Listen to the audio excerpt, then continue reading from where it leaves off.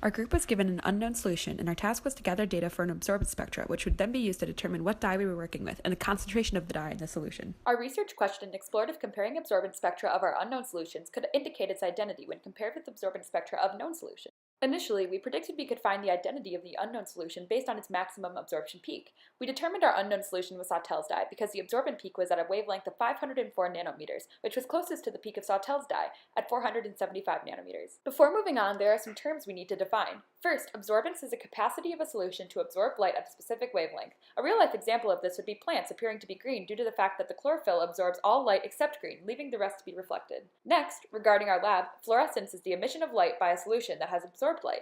Fluorescence has a clinical laboratory application through the use of flow cytometry, used to diagnose disease. Finally, transmitted spectra results from light that passes through a substance. It can be considered the opposite of absorbance. An easy example of this occurring is picturing light passing through a window.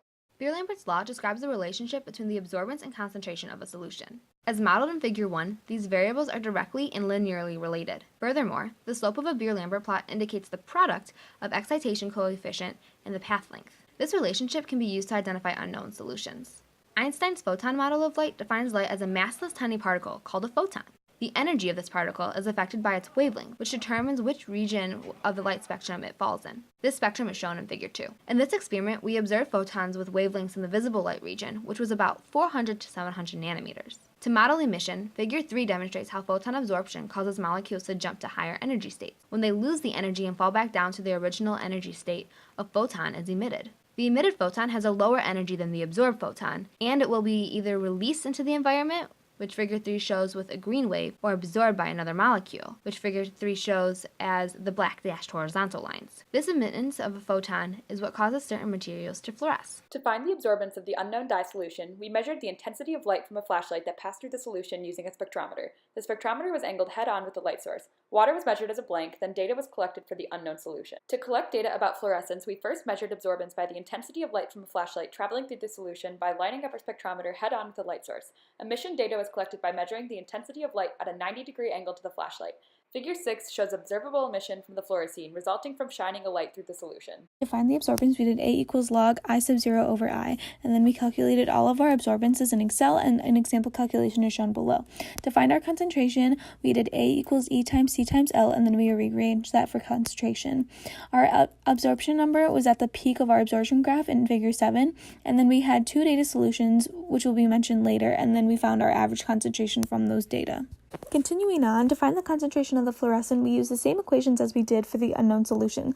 And then I want to mention that the E sub lambda is a specific extinction coefficient that is different for each solution. So for example, in fluorescent, the extinction coefficient is 92,300. So as I mentioned before, our first absorbance data, which is at the top graph right there, we weren't sure because our peak wasn't like all the other known peaks that we were given. So we redid our data, and that graph is on the bottom, but that was a little skewed too because it had negative values. So we took the average of those two graphs, and then you get the middle pink graph, and that peak was at 504 nanometers. And that was closest to our Sawtell dye, which that peak was at 475 nanometers. So we just confirmed that our solution was the Sawtell dye. Here in Figure 8, we overlaid the absorbance and the emission spectra to see the wavelengths easier.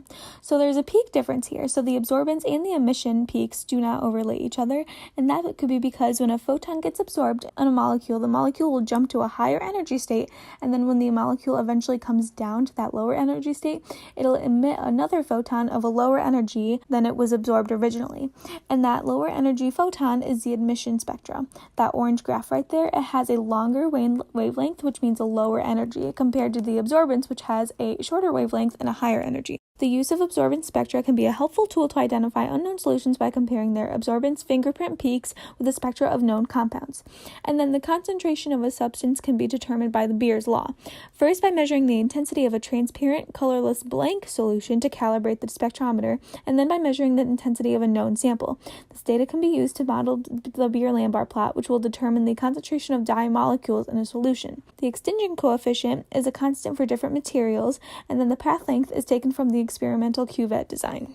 The absorption and fluorescence spectra are different because the absorption spectra indicate the energy of light absorbed by the molecule, while fluorescence spectra display the energy of light released by an excited molecule. The emitted photon has less energy than the absorbed photon. This occurs because light energy was converted into other energy, such as vibrational energy. This form of kinetic energy was represented in Figure 3 by the fourth and seventh arrows.